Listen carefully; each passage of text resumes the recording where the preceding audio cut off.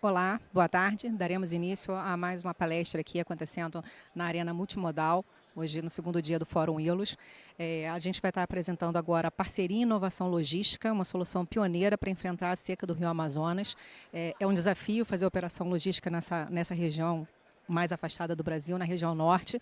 Com muito prazer que eu chamo aqui o Marco Volos, vice-presidente de navegação da Login, e também o John Fidelis, do Grupo Chibatão, diretor executivo, para contarem um pouquinho aqui com vocês, para vocês, os desafios e como é que eles estão lidando com essa situação, né, que era para ter sido há um ano, mas São Pedro não ajudou, então está sendo prorrogado. Enfim, boa sorte aí para vocês.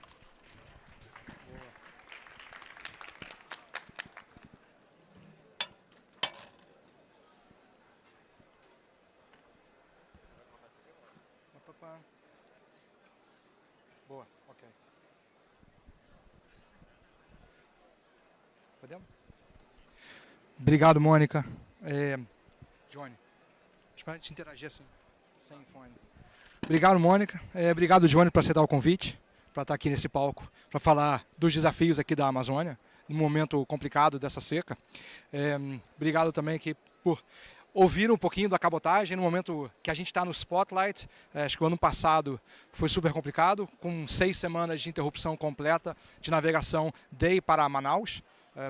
Para quem não sabe, a gente está enfrentando a pior seca dos últimos anos e cada ano a seca tem se aprofundado, tem ficado cada vez pior, sem nenhum sinal de retorno, ou seja, de que as profundidades mínimas elas estão ficando menores a cada ano e não tem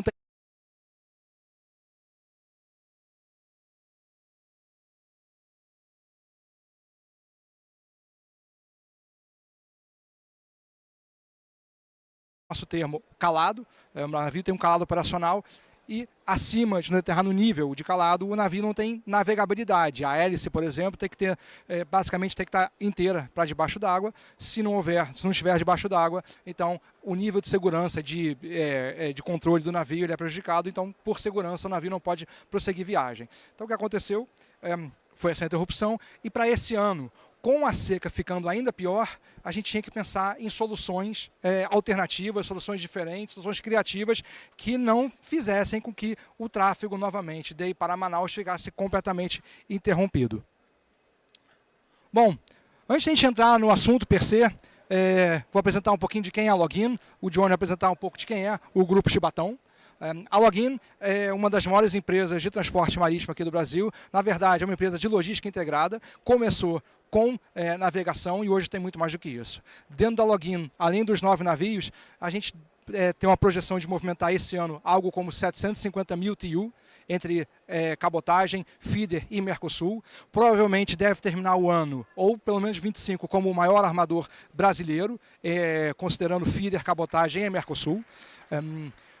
A Login, em 2022, começou uma série de M&As e comprou uma empresa muito importante aqui no Brasil, chamada Tecmar, que é uma empresa de transporte terrestre que veio complementar, então, a nossa malha marítima, né? Então, a Tecmar ela está presente, basicamente, no Sul, no Sudeste, no Nordeste, não tinha presença em Manaus e no final de 22 comprou então a Oliva Pinto, que é uma empresa forte no setor no norte do país, para complementar. Então a gente consegue integrar basicamente da Argentina até Manaus com os nossos navios, né, fazendo o norte-sul, e com a Tecmar a gente integra então o leste-oeste, ou seja, do interior para o litoral e vice-versa. A Tecmar ainda opera com seus 1.600 caminhões, todo fracionado, e parte do FCL para a Login. Johnny, que apresenta seu Chibatão.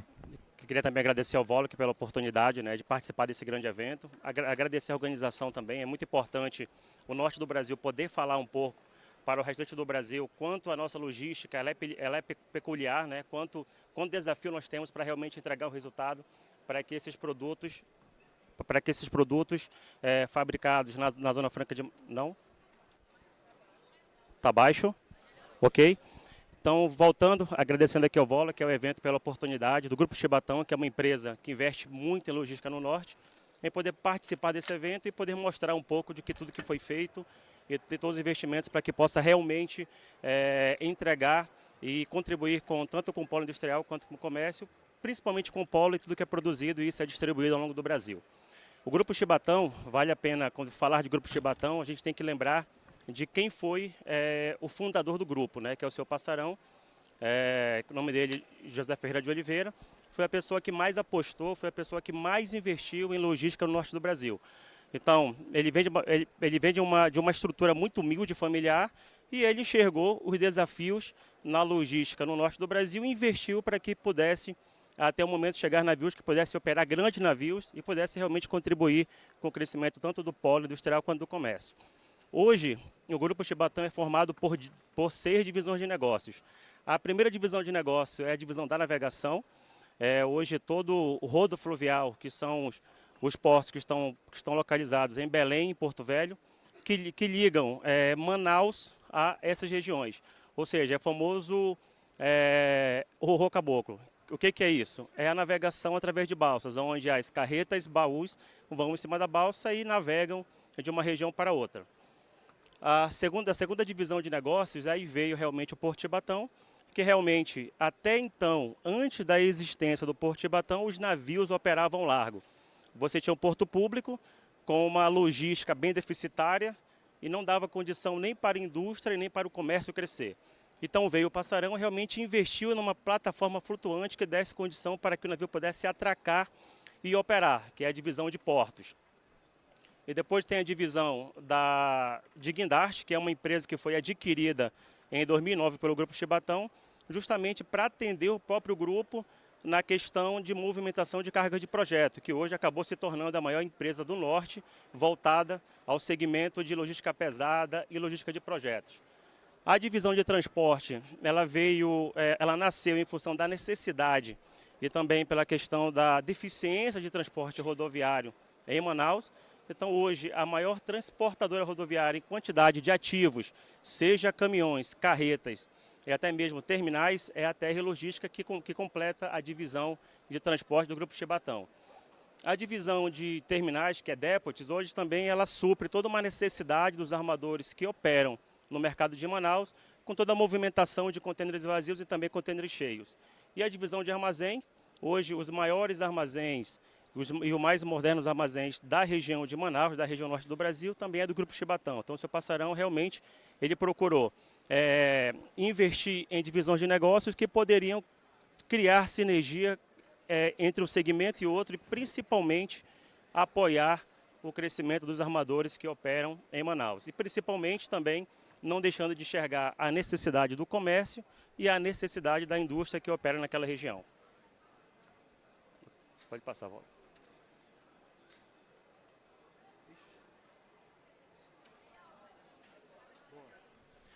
Ok. Para que lado vai? Aqui. Bom, gente, o Amazonas é uma... Acho que vou tentar contextualizar um pouquinho, não sei se vocês vão lembrar, para quem é um pouco mais velho, como eu, vai lembrar da política brasileira, que era integrar para não entregar. Então, o polo de Manaus foi criado pelos militares. Obrigado. Foi criado pelos militares com o claro intuito de integrar a região amazônica ao país. Então, criou-se uma zona franca que produziria, então, produtos com algum incentivo fiscal. Hoje, no Amazonas, nós temos... Cadê? Acho que está fora da ordem aqui. Uma população de 4 milhões e 200 habitantes e, basicamente, o Estado importa quase tudo que consome. Então, desde os produtos de higiene e limpeza, alimentos e bebidas, material de construção, basicamente tudo é importado de algum outro estado brasileiro. E 80% dessa carga que chega em Manaus chega de cabotagem. E ainda, evidentemente, para a indústria, os insumos também não são fabricados lá. Os insumos vêm de fora, ou vêm do exterior, ou vêm de outras regiões brasileiras. E também chegam largamente por cabotagem, principalmente, como eu falei aqui, plásticos e resinas e os componentes eletrônicos. E o que sai de lá? Basicamente, o que a Zona Franca produz. Então, se vocês olharem as embalagens de cerveja, todas elas, os plásticos que envolvem as embalagens de cerveja são produzidos em Manaus. Os engradados de Coca-Cola, as embalagens plásticas são produzidas em Manaus. Então, muito da indústria alimentícia, todo aquele plástico shrink wrap que a gente vê, foi feito em Manaus. O próprio plástico filme que a gente usa na cozinha foi feito em Manaus. Tá? As televisões que a gente tem em casa, feitas em Manaus. Ar-condicionado, Manaus. Geladeira, dependendo do grau de complexidade, algumas são feitas em Manaus, outras são importadas diretamente. Enfim, é um polo super importante para o nosso país, apesar da questão agora da revisão tributária, da reforma tributária, está todo mundo considerando, faz sentido esse incentivo para Manaus? Minha visão é que faz sentido, porque provavelmente se não houvesse os incentivos de Manaus, isso não seria fabricado no Sudeste ou em outra região, simplesmente seria importado pronto. Então a gente teria desemprego e, apesar da renúncia fiscal, basicamente estaria comprando esse produto pronto de outro país, provavelmente da China. Bom, e o que vem acontecendo? Está claro para todo mundo, a gente tem um problema sério climático. A cada ano as temperaturas se elevam e o que a gente tem percebido na Amazônia é que o grau de seca ele está crescendo, e aí não é exagero, é realmente de forma exponencial.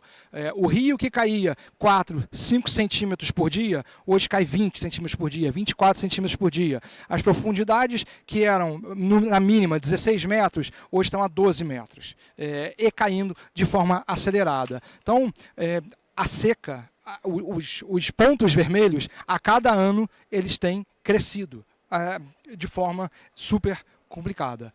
Como eu mostra aqui, 69% dos municípios da Amazônia estão enfrentando situação de seca, 100% deles já estão em situação de emergência, e o tráfego na Amazônia depende largamente dos rios. Lá não tem estrada como tem aqui. Então, se os rios secam, as populações ficam basicamente sem acesso a bens básicos de higiene, limpeza, de consumo. Vamos lá. Agora sim. O volume de carga de Manaus, para Manaus, aqui a gente tem uma soma, vem crescendo ano a ano, o que mostra como os incentivos acabaram funcionando. É uma indústria que vem crescendo de forma pujante. Para quem nunca foi a Manaus, eu aconselho a ir, vai passar uns 2, 3 dias em Manaus e entender a dinâmica da região. São oportunidades para todo lado, são novos galpões abrindo, novas fábricas, emprego, a pleno emprego.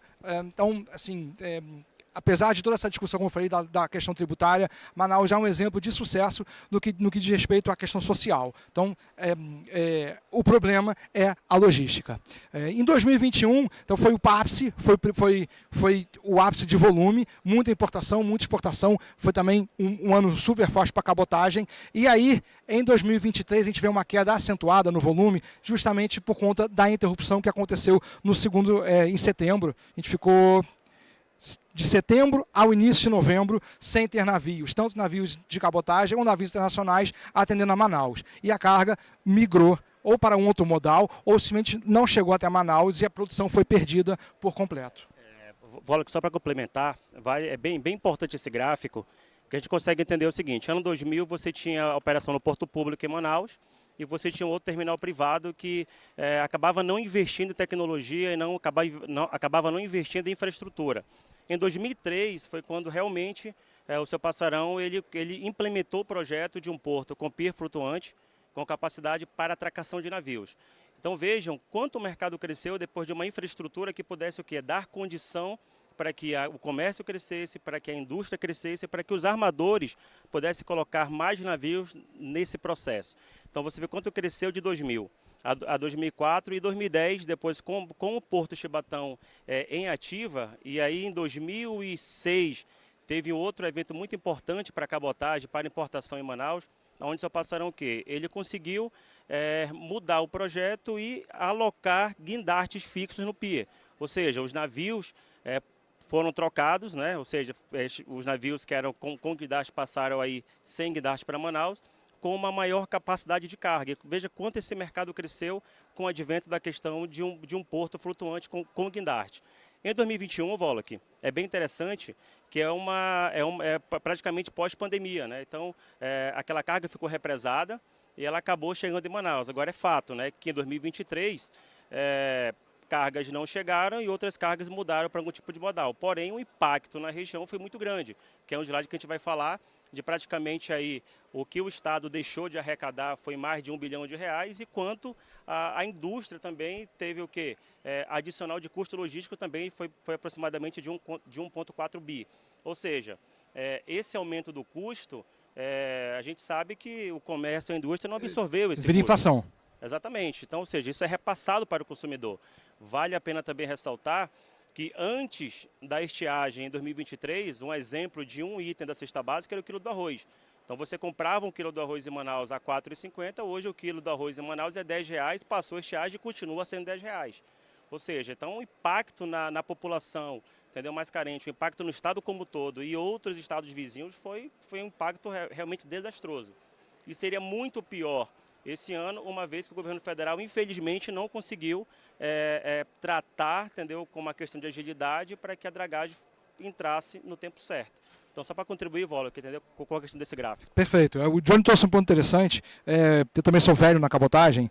E no começo, a gente ia para Manaus com navios de 800 teus com a ponte rolante. Você lembra disso? E fazia 8 movimentos por hora. Agora você imagina hoje os navios que vão para Manaus são navios de 3.000, 4.000 containers. Imagina operar a 8 movimentos por hora, o navio ia ficar a semana inteira operando e não ia terminar a operação. Então acho que os investimentos do Passarão são super importantes porque mostra aquilo que a gente sempre fala na logística, que a gente tem que investir na frente da demanda. Porque a hora que o investimento vem, a demanda aparece. A logística ela cria demanda. Então, a hora que o porto em Manaus ficou pronto, a gente hoje tem 1.200 metros de pier lá em Manaus, não é isso? Sim, exatamente. 1.200 metros de pier com 8 guindastes. 12 guindastes. 12, aí já estou desatualizado. Então dá para operar 3 ou 4 navios de forma simultânea, navios grandes. Tá? Não são tantos terminais no Brasil que conseguem operar navios do tamanho de Manaus. E ainda mais, de novo, a estrutura de Manaus é super interessante. Acho que é a única no mundo que são piers flutuantes. Os piers, eles não são fixos, eles ficam dentro da água, mas quando você vai a Pecém, por exemplo, o pier também é dentro da água, só que ele é de concreto, ele é fixo. O pier em Manaus ele não é fixo, ele vai subindo e descendo de acordo com a maré, porque a maré lá tem uma variação gigante. Então, se fosse um pier seco, um pier fixo, o navio, na hora que abaixa, como é que o guindaste chega na carga? Então, o pier, ele flutua junto com o navio, uma operação ímpar, não tem nenhum lugar do mundo. É muito interessante, Volok. Só para vocês terem uma ideia, o ponto onde o navio fica atracado, a variação chega até 32 metros. Ora, o navio está 32 metros abaixo, no ponto, né, no canal, e a hora ele está 32 metros acima. Então é uma questão assim realmente ímpar e só existe na Amazônia. E o Passarão conseguiu o quê? Desenhar um projeto e principalmente ter capacidade de investir. Ele falava o seguinte, né? Tem pessoas aqui que conheceram o Passarão em vida. E ele não se preocupava com a questão de EBITDA, de rentabilidade. Ele se provava a cada dia e ele queria mostrar que a Amazônia, que Manaus tem capacidade de absorver a demanda. Fato que hoje, em função de todos os investimentos que foram realizados, Manaus hoje é o porto número 1 de movimentação de cabotagem. Ou seja, o porto que mais movimenta a cabotagem hoje no Brasil é Manaus. E com o Porto de Chibatão, a cabotagem ela tem uma movimentação totalmente diferente do Brasil. Como, por exemplo, Porto de Chibatão em Manaus, com a operação de cabotagem, é o único porto a ter pátios segregados para esse tipo de movimentação. Os guindastes pós-Panamax, que são Liber 600, que é o LBS 600, e o LBS 800, na América do Sul e na América Latina, você só tem em Manaus. Você não tem em outro porto uma configuração desse tipo de equipamento. Assim como nos pátios que operam com os RTGs, os RTGs Liber, que eles cobrem até 8 fileiras, na América do Sul e na América Latina também você só vai encontrar em Manaus. Ou seja, é um porto hoje totalmente customizado, entendeu, para atender tanto a cabotagem como, por exemplo, também a importação. Lembrando que quando você compara Manaus, movimentação em Manaus comparado com outros portos do Brasil, a indústria está em no máximo 2 quilômetros do porto. Ou seja, grande parte da indústria não tem um armazém para armazenar matéria-prima. Ou também não tem um armazém para armazenar o que ele está produzindo. Chegou no porto, liberou, vai abastecer a linha de produção, produziu, ele tem que consolidar um container, esse container tem que ir para o porto. Então, a agilidade E os processos operacionais, ele tem que dar garantia para que o armador consiga ter uma boa produtividade para descarregar esse navio e também uma boa produtividade para entregar essa carga para o cliente ou para os transportadores que trabalham, entendeu, com cada cliente do comércio e da indústria. É isso. Bom, e um pouco do que a gente estava comentando, a gente tem aqui 3 linhas anuais com relação ao nível do Rio Negro. A gente pode ver que em 2022 o nível mais baixo foi 22 metros e em 2024 foi 13 metros. Igualmente aqui, lá em Manaus, em outro ponto de medição, o nível mais baixo em 22 foi 16 e esse ano 12 metros e 11, também já mais abaixo do que o ano passado. E aí a gente se pergunta, tudo essa estrutura que o Johnny comentou, sem navio, não serve para nada, né? E aí, só fazendo um flashback, uma sexta-feira à tarde, eu peguei o telefone e liguei para o Johnny e falei, Johnny, a gente não pode deixar acontecer o que aconteceu no ano passado. A gente teve uma conversa em algum lugar, um brainstorming, falou, se a gente botasse um pier flutuante no meio do rio? Aí o Johnny, porra, falou, você tá maluco, cara, isso não existe. Eu falei, Johnny, não tem outra solução. A gente, no ano passado, estudou Vila do Conde, operou em Vila do Conde e foi um fracasso retumbante, o porto colapsou. Para vocês terem uma ideia, de Manaus a Vila do Conde, as balsas levam cerca de 8 dias. E chegou em Vila do Conde, as balsas esperavam até 20 dias para atracar, porque o porto não estava preparado para aquele volume. Então, colapsou, parou tudo. A gente também estudou Pecém, Santarém e Macapá. Bom, Pecém significaria ir para a Vila do Conde, de Vila do Conde pegar um navio para Pecém e de Pecém distribuir para o resto do Brasil. Ou seja, seria Vila do Conde em dobro. Macapá e Santarém são 2 portos super precários em termos de recursos, não tem guindaste, o navio teria que operar com guindaste de bordo e não tem navio na cabotagem apto a operar um volume desse tamanho com guindaste de bordo. Os navios até tem guindaste, mas os guindastes de bordo fazem 4, 5 movimentos por hora. Imagina se descarregar 4.000 contêineres, ou descarregar 2.000 e embarcar mais 2.000, fazendo 4, 6 movimentos por hora, é absolutamente impossível. E aí veio a ideia do pier flutuante em Itacoatiara. Por que Itacoatiara? Porque é o ponto mais próximo de Manaus, onde ainda tem profundidade suficiente para os navios irem a plena carga. Então não foi de forma despropositada, foi deliberadamente qual é o último ponto mais perto onde o navio consegue ir a plena carga e onde a gente tenha segurança, né, em termos de corrente, abrigo de vento e assim por diante para operar. O interessante é que de Itacoatiara para Manaus, as balsas levam cerca de 12 horas para subir, para descer mais rápido, por causa desce a favor da corrente, desce na banguela, então chega mais rápido, mas a produtividade das balsas ela é muito maior. A dificuldade era como é que a gente constrói um terço flutuante em 3 meses. Né? De repente o Johnny pode falar mais um pouquinho, mas vai. Foi bem interessante realmente, né? A gente falou no final de semana a questão de que quando a gente viu que realmente todo o processo de dragagem envolvendo os órgãos federais estavam bem desconectados da nossa realidade, a gente realmente teve que buscar uma solução. E essa questão da plataforma no meio do rio, ancorada sobre grandes pedras, né? Porque não é só você colocar, esse ponto é o ponto que mais corre lá, de correnteza, tem uma variação de 2,5 a 3,7 nós, ou seja, que é a força de correnteza. E não era simples você desenhar esse projeto e aprovar, mas a gente conseguiu desenhar esse projeto em uma sexta-feira e estar domingo com ele já todo pronto para que na segunda-feira pudéssemos falar com os órgãos e vender a ideia. E foi a mesma coisa. O primeiro órgão a gente defender a ideia foi na Marinha. E a Marinha, cara, isso não existe em lugar nenhum do mundo. É improvável que a gente possa conseguir aprovar uma plataforma no meio do rio e no local mais profundo de Itacoatiara. Aonde o pier do Grupo Chibatão está instalado, na pior seca, alcançou a profundidade de 28 metros. Na cheia, naquele local, fica a 70 metros de profundidade. Então, não foi fácil defender esse projeto, mas com tudo que o Amazonas passou no ano anterior, e todas as perdas que tiveram, e principalmente a credibilidade da indústria e do comércio que estão em Manaus, que começaram a se perguntar se vale a pena, mesmo com incentivo, estar em Manaus, e pela quantidade de pessoas empregadas. A gente está falando que o polo industrial de Manaus emprega praticamente mais de 500 mil pessoas. Então a gente teve que o quê? Que sensibilizar os órgãos pelo menos a dar credibilidade para que pudesse sustentar.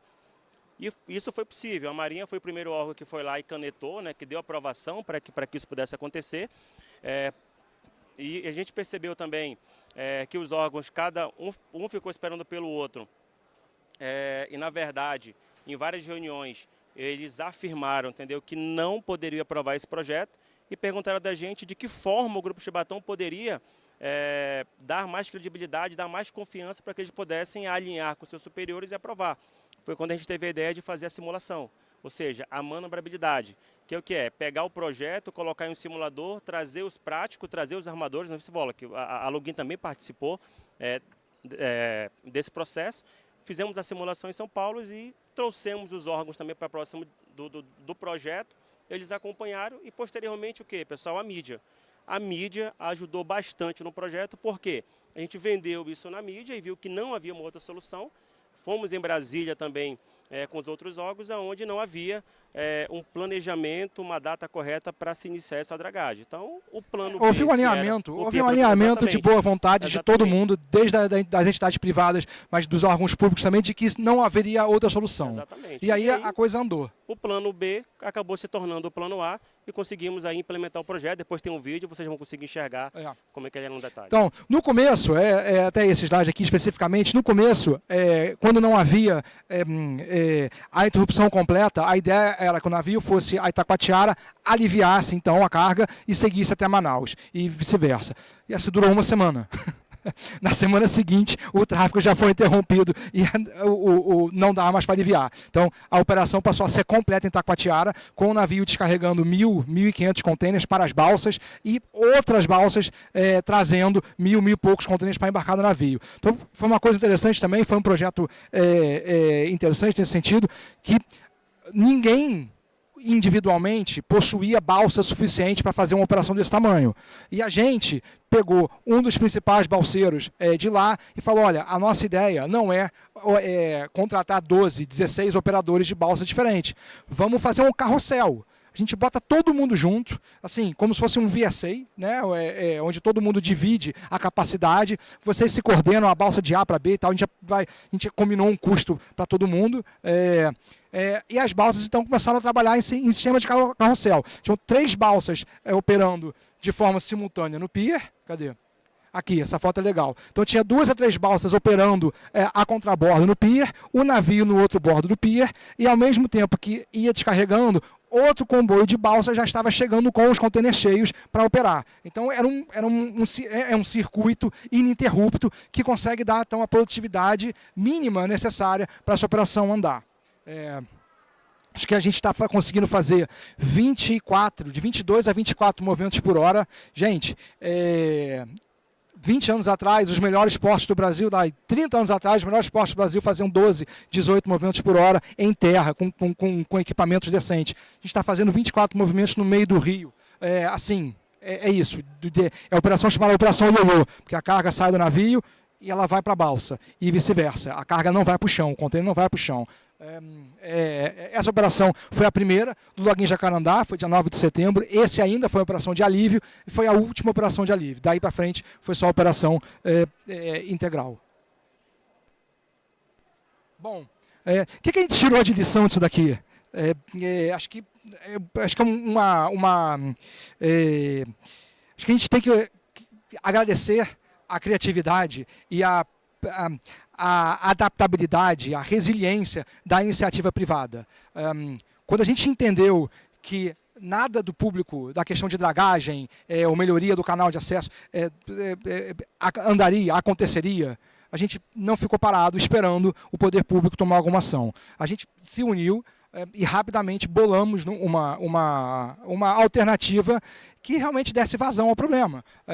Não era aceitável que Manaus ficasse esse ano passado foram 6 semanas, esse ano vão ser 3 meses, com interrupção. A interrupção começou em setembro, na segunda semana de setembro, e as melhores previsões é de que continuará até final de dezembro. Agora parece que chegou a uma draga e que a draga talvez consiga ter alguma melhoria e adiantar algumas semanas a questão da interrupção. Mas assim, imagina 3 meses sem navio em Manaus, era o colapso completo da indústria. Vale também só ressaltar que desde quando iniciou a operação, que foi dia 3/9, até ontem, o Chibatão já operou 14 navios na região de Itacoatiara, no pier provisório flutuante, e mais de 10 mil contêineres também já foram movimentados, ou seja, são mais de 10 mil contêineres que atendeu a indústria e também atendeu o comércio, ou seja, Manaus, comparado ao ano passado, não houve desabastecimento e também não houve riscos, entendeu, de redução de quadro ou demissão de pessoas, que a própria indústria e o comércio anunciou que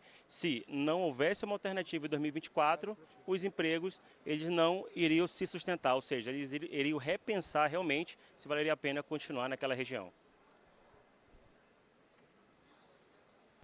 A Amazônia enfrenta um dos maiores desafios de sua história. É o vídeo, né? A seca severa, que afeta os rios e o transporte de mercadorias essenciais. Esse vídeo foi gravado agora pelo Chibatão, explicando como funciona. Essa crise, o Grupo Chibatão segue inovando e garantindo o abastecimento com a operação do Pier Flutuante Provisório de Itacoatiara. Já são 10 operações realizadas com sucesso, desde a chegada do navio Jacarandá, da Login, o primeiro a testar essa solução pioneira. Ao todo, já movimentamos mais de 8 mil contêineres entre o pier de Itacoatiara e o porto de Manaus, mantendo o fluxo de mercadorias e ajudando a economia do Brasil a continuar em movimento, mesmo diante da estiagem. O caminho é desafiador, mas o espírito inovador do Grupo Chibatão prova mais uma vez que com determinação e tecnologia somos capazes de enfrentar as adversidades. Seguimos firmes, garantindo a logística e a resiliência da nossa Amazônia, com operações seguras, ágeis e que colocam sempre o bem-estar da população em primeiro lugar. Grupo Chibatão, inovando, superando desafios e fazendo a diferença para o futuro do Amazonas.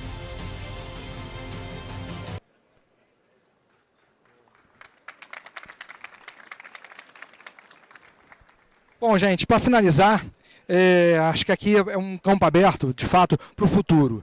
A gente pensou, o que é para o futuro? Na minha opinião, acho que o Johnny compartilha essa opinião, esse pier provisório ele vai ser permanente. No Brasil a gente fala que tudo que é provisório acaba virando permanente, acho que é mais uma dessas verdades. Não consigo ver... e nossos cientistas de dados, ambientalistas, não conseguem dizer, não acreditam que haverá uma reversão no curto prazo no regime de chuvas, no regime de seca. A impressão, a firme impressão, a crença é de que a cada ano a situação vai piorar, então esse pier vai acabar ficando lá para sempre. O que, tudo bem, a gente agora precisa trabalhar em alguns pontos, a gente tem aprendido diariamente com essa operação, não é uma operação simples, é uma operação sofrida, acho que o Johnny pode até falar um pouquinho, a gente estava almoçando junto, as condições de trabalho são assim, super complicadas, porque é um pier debaixo do sol amazônico, né? Não é abrigado, não há hotéis por perto, os trabalhadores do pier, o Johnny colocou um barco para servir de restaurante, porque também não tem restaurante ali por perto, tem toda uma condição que a gente não enxerga, mas que o pessoal de lá está passando. Então a gente está aprendendo com esses pequenos detalhes o que a gente pode melhorar para o ano que vem e para o ano seguinte, tá? Até para a operação das balsas e assim por diante. Então, Johnny, antes da gente terminar... Bola, que realmente, essa questão do futuro é uma questão que nos preocupa, mas pelo menos a gente junto, né, unidos, conseguimos identificar e gerar uma alternativa.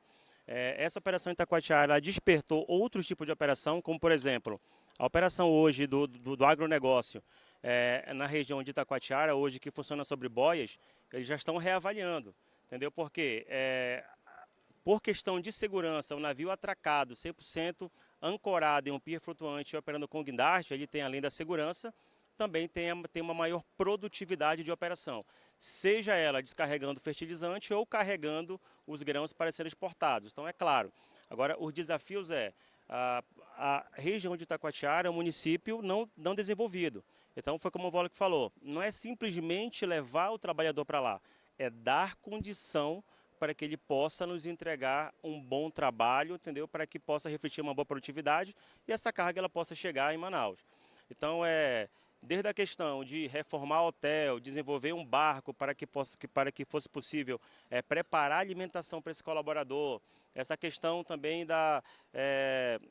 do deslocamento, a gente está praticamente a 2 milhas de Itacoatiara, então todo o processo de travessia desse trabalhador para Itacoatiara para ele ficar no hotel, a travessia de Itacoatiara, entendeu, para esse pier, toda a questão de resíduo que é gerado, entendeu, nesse pier. Então, assim, existem desafios que foram superados e outros desafios que também estão sendo estudados. Mas o ponto bacana, Volker, é que funcionou.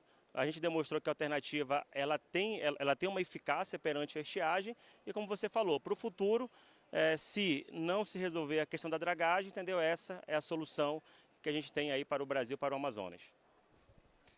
É isso. Gente, obrigado. Agora a gente conseguiu sobrar um tempinho para perguntas. Vamos lá, Mônica. Olá. Obrigada, antes de tudo, foi um baita desafio, com certeza. Acho que quando a gente vê um case desse, a gente também se enche de um pouco de orgulho no sentido de ser profissional de logística e ver que quando existe a vontade, né, o somatório de forças, a gente consegue fazer acontecer e atender a essa região do país, que realmente, eu costumo dizer que Manaus é uma ilha, né? Então, assim, ou vai pelo ar ou vai pelo mar, quer dizer, no caso, o Rio. Então, se a gente não tem essa solução perfeita, né, essa pelo menos ela conseguiu fazer cumprir o papel, né? E como você bem colocou, existem outros desafios que a gente realmente do lado de cá às vezes não vê, né? Mas que para operar a gente precisa superar. Então, assim, muito interessante.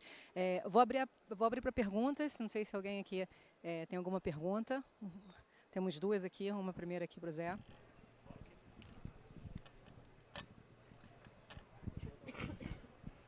Tudo bem? Boa tarde, José Paulo da Coca-Cola. Então, realmente uma região super importante para a nossa indústria. Nosso coração sai dali, né, de Manaus, e vai para todo o Brasil. Esse trabalho é impressionante, a capacidade que, né, o brasileiro tem de se reinventar e rapidamente, apesar dos pesares aí. Acho que a gente está infelizmente, criando cases em cima de desastres, né, naturais, né? Próprio esse ano também o tema do Rio Grande do Sul afetando muito o sistema Coca-Cola também. Provavelmente pode até ser um bom case para o ano que vem, porque a recuperação ali foi bastante boa. Mas minha pergunta seria mais sobre isso, sobre a relação com a indústria nesse momento ali, né? Como é que foi essa relação com a indústria que está ali em Manaus, desafios em relação a isso e aprendizado, já pensando em 2024 já está aí, né? A solução já está posta e tem de fato ajudado a toda a indústria que é ali. E todo mundo fala que o cenário está muito melhor do que do ano passado, apesar do cenário pior com o Rio, mas a reação está melhor do que a do ano passado, que afetou todo mundo. E já pensando em 2025, né, que aprendizados a gente tem aí já para continuar melhorando em relação com essas indústrias que estão ali localmente operando, para a gente também já continuar melhorando, sabendo que a tendência é piorar em termos de natureza, digamos assim, né? Olha, do meu lado, do nosso lado aqui na Login, a gente engajou rapidamente com a CIAM, que é o Centro das Indústrias do Estado do Amazonas, no sentido de, olha gente, o gato subiu no telhado, a gente precisa de todo mundo remando para o mesmo lado. Então agora interesses em comum, vamos deixar de lado as diferenças e vamos trabalhar em conjunto para construir alguma coisa que faça sentido. O primeiro ponto foi realmente de tentar chamar a atenção do governo, do DENIT, da ANTAC, do Ministério do Esporte, para a questão da dragagem. Quando a gente entendeu que a dragagem não ia andar, a gente falou, vamos continuar pressionando para a questão da dragagem, mas a gente está trabalhando numa outra alternativa e a gente precisa da pressão da indústria, do comércio local, em cima, de forma positiva, em cima tanto da mídia, como o Johnny comentou, como das próprias autoridades, para aprovar em tempo recorde um plano emergencial. Então, acho que nesse sentido, todo mundo trabalhou muito, muito em conjunto. Então, no ano passado, ou nos anos anteriores, a gente via uma troca de acusação, porque vocês não estão fazendo nada, porque o governo não está fazendo nada. Gente, se a gente ficar discordando, a gente não vai conseguir andar a lugar nenhum. Então, como eu falei, botamos as diferenças de lado, traçamos um objetivo e todo mundo foi em conjunto. E a coisa andou de forma muito rápida. Foi uma surpresa muito positiva, porque a gente conseguiu ver vários órgãos anuentes, tanto da esfera municipal, federal e estadual, todos eles, a hora que o primeiro aprovou, todo mundo aprovou junto. Alguém tinha que dar o primeiro passo. A hora que o primeiro deu o primeiro passo, foi meio que em bloco. Então, acho que isso serviu de exemplo. Acho que esse é o tipo de comportamento que a gente aprendeu e que a gente precisa seguir para o resto da vida. Isso não é só para uma situação dessa, mas para tudo na nossa vida.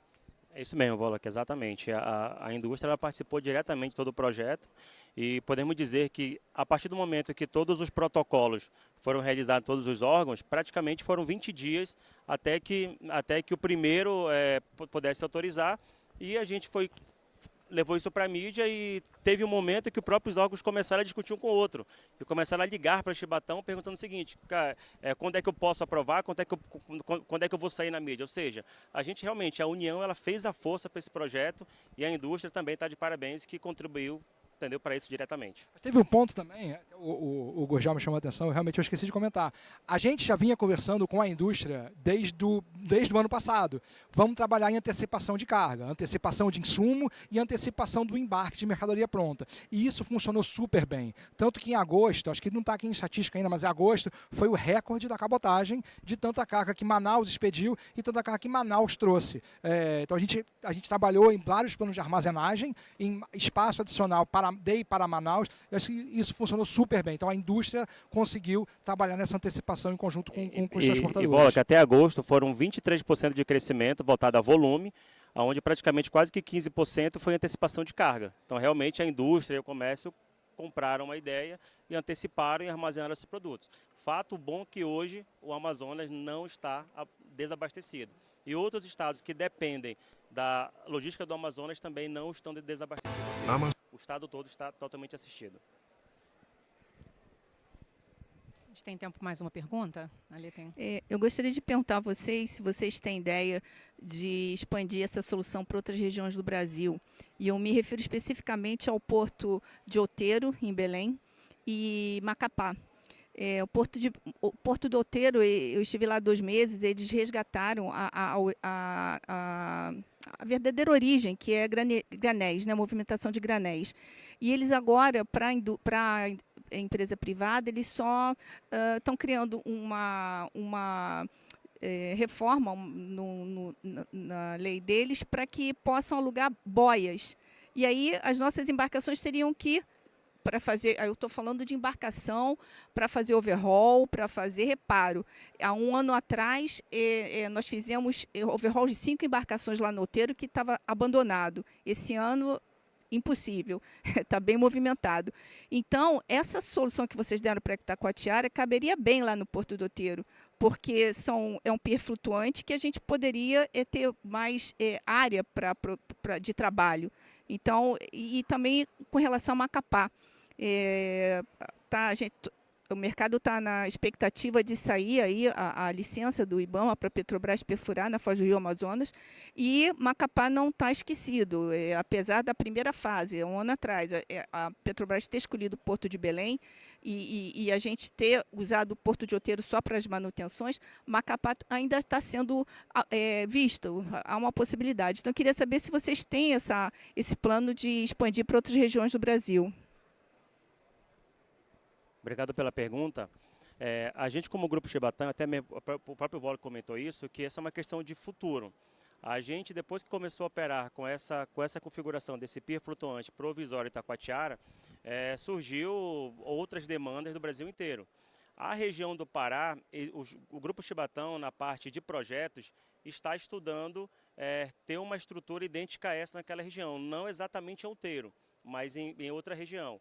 São 2 regiões que estão sendo estudadas, Abaetetuba e Santarém. Tá? Mas para essa região específica, para Outeiro, de uma forma específica, não há. Mas o Grupo Chibatão está estudando esse mesmo projeto, essa mesma infraestrutura para outras regiões ao longo do Pará. Tem mais alguma pergunta? Bom, também acho que a gente já estourou, que ele começou a tá verdinho aqui antes que expulsem a gente do palco. Enfim, eu agradeço mais uma vez a vocês. Eu acho que realmente, como eu falei, foi fundamental essa solução criativa e também assim, disruptiva, que se ela não tivesse acontecido, realmente talvez o estrago seria com certeza muito maior, né? É claro que realmente eu torço para que a chuva volte, eu torço para que o desastre natural não seja tão grande, mas de qualquer maneira a gente já tem essa alternativa construída e o que a gente não pode deixar acontecer talvez seja também uma acomodação por parte principalmente do poder público, que torne isso realmente permanente de uma forma desnecessária. Então, eu acho que cabe também a nós incentivarmos essa parte de dragagem, que seja feita de forma correta, e estimular a indústria, realmente o comércio, para que fomente isso, para que essa solução temporária não necessariamente fique permanente, ela possa existir sempre que necessária, mas que seja um complemento, né? Que não seja necessário, como ele colocou. Enfim, agradeço a vocês.